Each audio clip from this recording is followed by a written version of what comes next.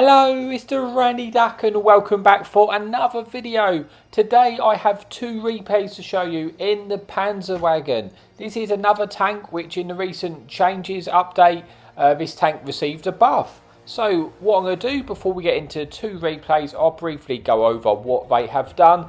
They have essentially, I should say, the biggest buff to this tank is they've buffed the concealment of the tank. I've now got the concealment down to 254 with my setup, which you will see shortly.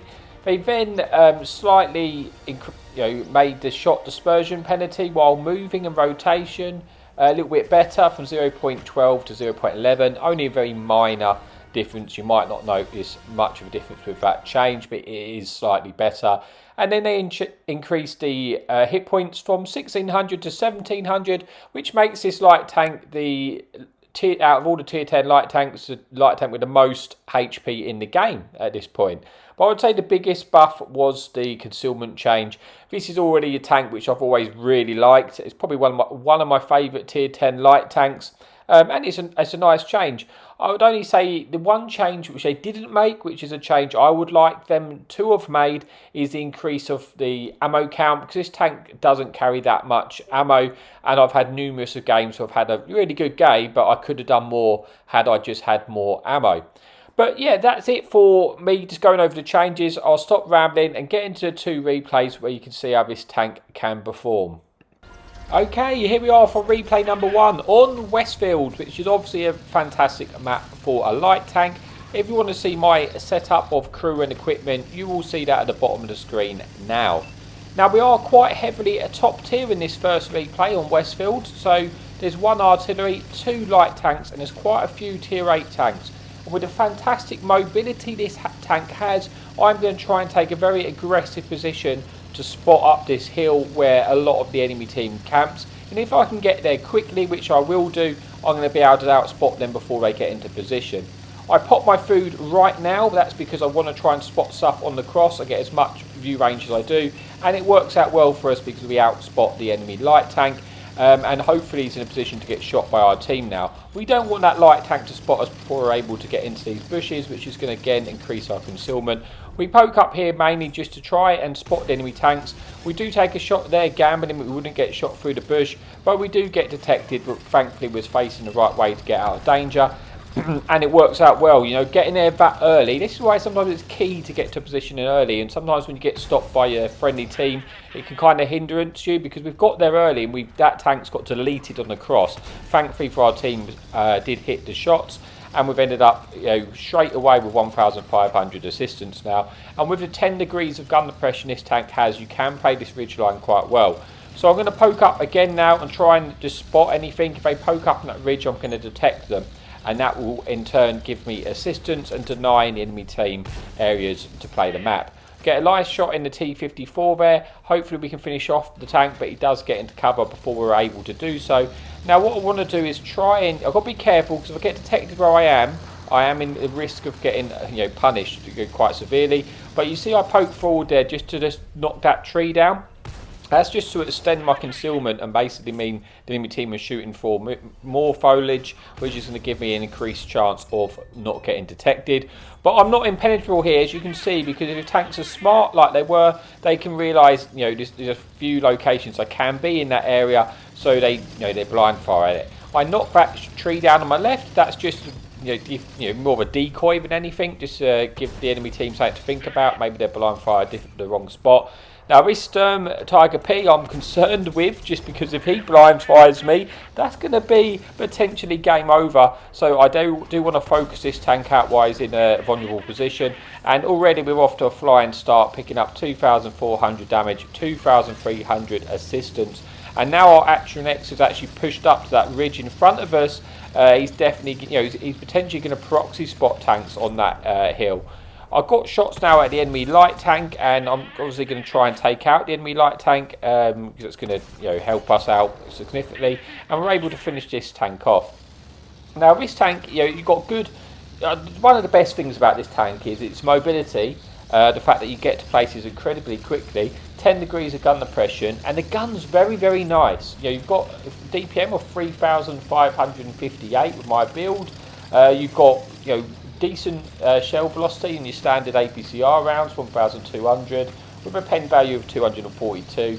You then got your 280 heat pen on your premium shells of 900 shell velocity, and you have these HEP rounds of 120 penetration on your HE for 420 alpha. They can be very, very nice. I'm only carrying one. That's because I usually used to carry more, but I was getting into the situation where I was running out of ammo, and I'd like to be able to take more. I just don't have the opportunity to.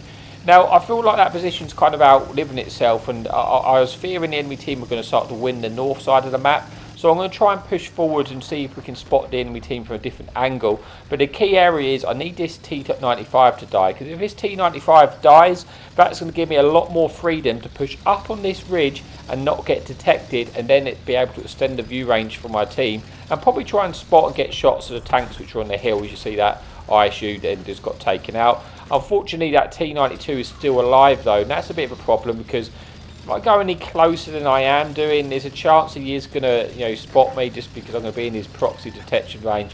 I do get detected there, and now I've got to get out of there because immediately the artillery is looking to shoot us. Tanks are shooting us from the top of the hill, whatever's left there. But then that T95 gets taken out, and now this is good news for me, because I sense there's not a lot else in this location. With the increased concealment that this light tank has, I'm able to now push up and try and again get a vision for my team, because vision is the key, especially on a map like Westfield, where notably can be very good for a light tank when you get into a stage of a battle like this, because I can just abuse its concealment. Now I'm pushing up here aggressively to try and spot this waffle 100, which we do. We pull back and we're going to risk shooting this tank through these bushes, because I don't think it's going to detect us. We didn't hit with that first shot, but more importantly, we didn't get detected either. That means we've got free reign to shoot this tank right now, and we're just going to try and farm out this waffle 100, trying to pick up as much damage as we can, putting us onto 3,600 damage now with 3 kills.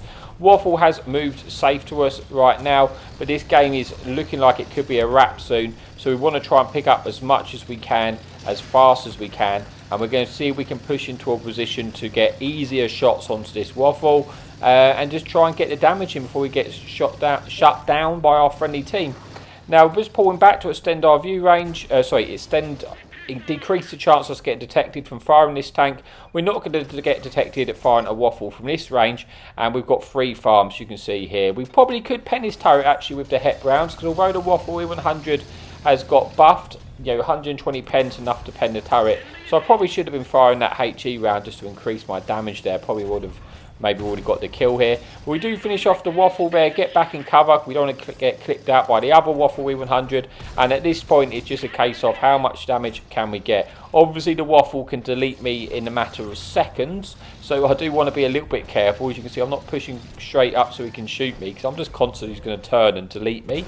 But we do have shots at this tank. The artillery gets shut down on the right hand side. It's now this game, this game's won, because can we get some more shots in? And annoyingly that shot misses, and then he's pretty much going to get, do we get one more in? No, we get shut down by our friendly FV 1005. And brings us an end to the game. Shame we couldn't quite get to the 6,000, but we essentially do 6,000 damage, 4,400 assistance, over 10,000 combined, get the ace tank and the high caliber for a very quick first replay. But our next replay is a lot longer, so let's move on to the second replay of the video. Okay, so here we are for the last replay on Nberg. This time there is 2 artillery in the game, 2 enemy light tanks, and quite a few more tier 10s, I believe. And initially we're going to go and try and push the right hand side just to see what we spot, and potentially in the back of our mind we're thinking maybe we can go to the G0 spot, but we're not going to push there straight away, because we're only going to go there if we feel like we've got the cover support to help us, and more importantly the enemy light tanks are not in a position to full send us, especially this teeth breaker, because that could be a nightmare for us. He could kill us very quickly. So we're just going to play a bit more patient towards the beginning of the game and see what we can spot. We do spot an enemy teeth breaker, and we then spot this enemy new Rogel Dawn heavy tank in a position where we could potentially try and get shots into them. So we're just trying again, just keep stuff spotted, or our friendly artillery could get shots in. This light tank's my biggest concern right now. He does detect me, so we're just going to, before we leave, we're going to try and lose our spot and use this rock here to protect us. You can see we're not getting targeted, we are just spotted. And now we've lost that spot, I'm actually thinking now, this is where I was thinking, I might go to that position. But as we attempt that, we bail out of it because we spotted the second light tank, the enemy TL100.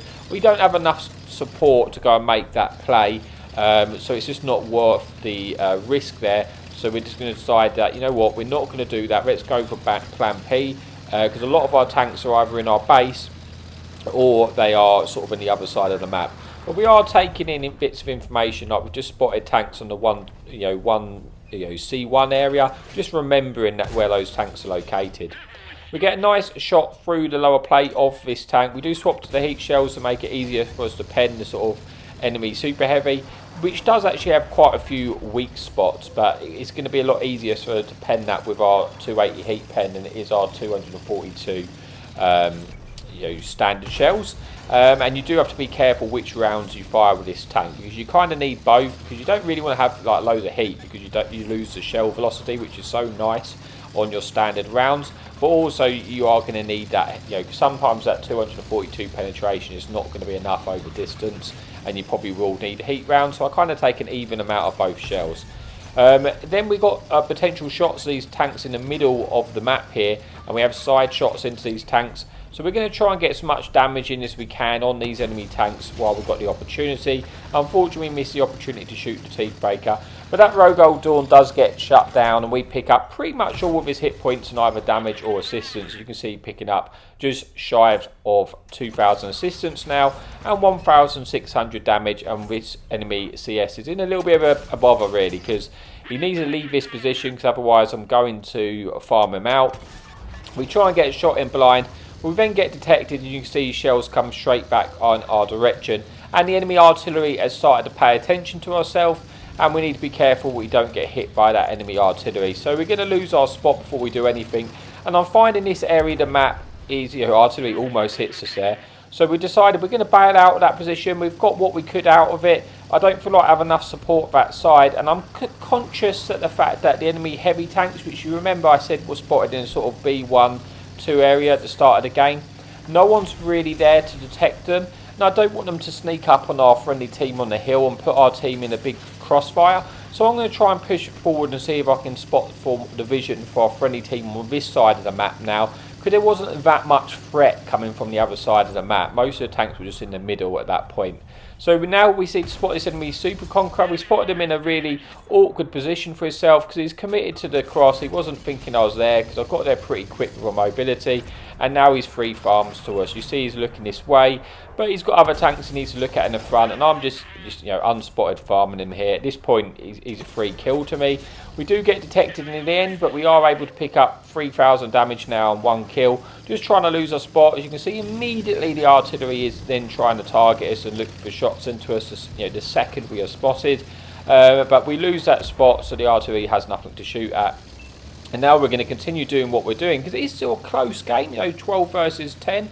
Anything can happen at this point, but with a decent start. We've picked up 3,000 damage now and 3,000 assistance. With still 10 tanks remaining for us to fight. So I know there is a tank. Well, okay, I've got a strong hunch there is a tank still in this position, and I'm just going to go and spot them. We do spot an enemy E4 there, and he's now getting shot by our friendly team. And there's an enemy full health M103 around this side. So we do get detected, and the artillery again is immediately on our case. You can see that thankfully we've got that artillery alert symbol now, which is very helpful to know when the artillery is trying to ruin your day. But he misses his shot, and we're able to run and try and escape from the enemy artillery. And now we have support from our friendly Waffle E100, which is good news, because that means with that support, I'm quite comfortable going up and trying to bait this M103 round the corner, because then he's going to walk straight into our Waffle E100, and it's going to be, a quick end to his day if that Waffle E100 gets hold of him. Thankfully, the M103 missed his shot onto us. Again, I'm not sure he spotted the Waffle E100 coming around at this point. I'm just going to wait for that Waffle E100 to engage, because then he's just going to, yeah, he's just going to delete him pretty quickly. I'm going to go around, turn him now. We've got the opportunity, get some shots in, and this should be a easy kill for us at this stage of the game. And then with the help of a Waffle 100, this M103 gets taken out, bringing us to a 9 versus 8, evening up the scores. Still very, very close. But we've just gained important map control, because by denying that enemy position, they don't have that position to be sort of camping in now. And we've cleared out maps, points on the map where we know there's no longer any more enemy team. There's one heavy tank left in this town which I want to try and clear before I move on. They are on to a one shot. I probably should load heat at this point, because I'm going to need the heat to go through the lower plate of this tank. Unfortunately, we eat a shot, and yeah, I should have just waited and loaded the heat shells, to be honest. We will out-reload him. Unfortunately, we still bounced that shot there. So I don't want to eat another shot off of this tank, so I could need those hit points later. And it feels unnecessary to do, because we have a friendly medium tank who is on full hit points here. So ideally, this medium tank will eat the shot, and then we can get rid of this tank and then just move on. Because if he shoots him, I'm going to poke up and just get the, try and get the kill. He does shoot him this time. We should be able to kill him from this angle, and we do take out the enemy heavy tank there, putting us onto 2 kills, 3,000 damage, just shy of 4,000 assistance. Now in a 9 versus 7. And again, just cleaned up sort of area of the map. We know there's no one left in the town at this point. There's bound to be a lot of tanks on their camping hill base, and we may be able to spot them from this area, and we can move forward and just try it again. It just take stage by stage, denying enemy team places to be, forcing them into sort of one location of the map where it's going to be easiest for us to kill them. We spot the enemy F3005 on top of the hill, and we reap the rewards picking up the assistance straight away from our friendly artillery there. I'm just waiting before I'm thinking about going across right now to spot the rest of the tanks, but I'm waiting for my Waffle 100 to catch up with us, because he's doing a good job of going with us. He's made my life a lot easier, and if he just comes to this location, we can push forward, and then he can clip anything we spot. We then spot, or an enemy heavy tank gets spotted in the middle of the map. He's side on, so we should be able to pick up some more damage. We're picking up assistance from him as well. I'm guessing we detected this tank here. Now he's turned front on. It's a bit of an awkward pen for us, to be honest with you. We're trying to go through the lower plate from distance.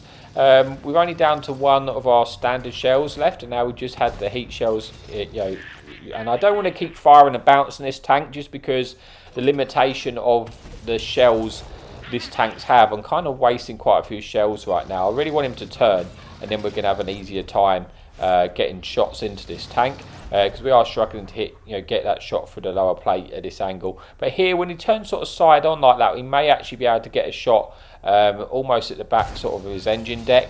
We do pen 1, putting us under 4,000 damage, now 5,700 assistance as well, so already over 10,000 combined. Having a really good game, but we definitely don't want to throw this game away. He turns his turret, so we try and get one into the side of him. Our Waffle 100 has picked up. There's also the enemy artillery. He's got shot in a very aggressive position on the hill, and we try and get a shot into him, which we do. We'll see if we can get another shot into him. Our friendly Waffle 100 has deleted the Object 780 on the right, that heavy tank, which was sort of holding us back. And now it's just 4 tanks remaining. An enemy light tank, an enemy Waffle 100, which is on the hill, and the enemy artillery, which, well, we're guessing 2 artilleries are on the hill. The enemy light tank's in our base, so he's probably going to get killed soon.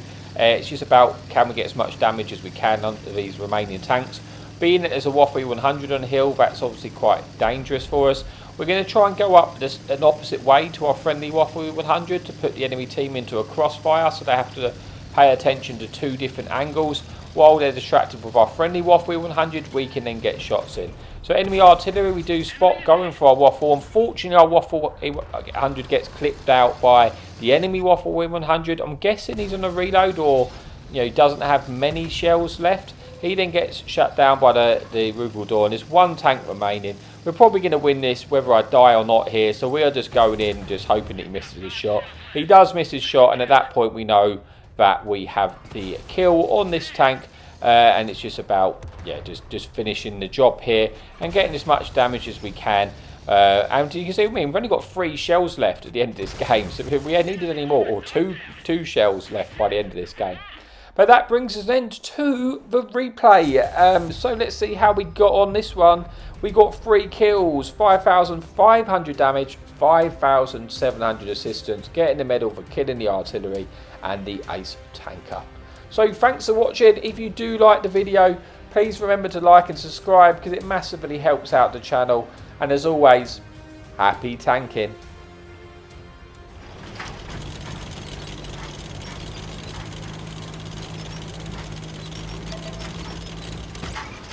Enemy in sight. Hadouken!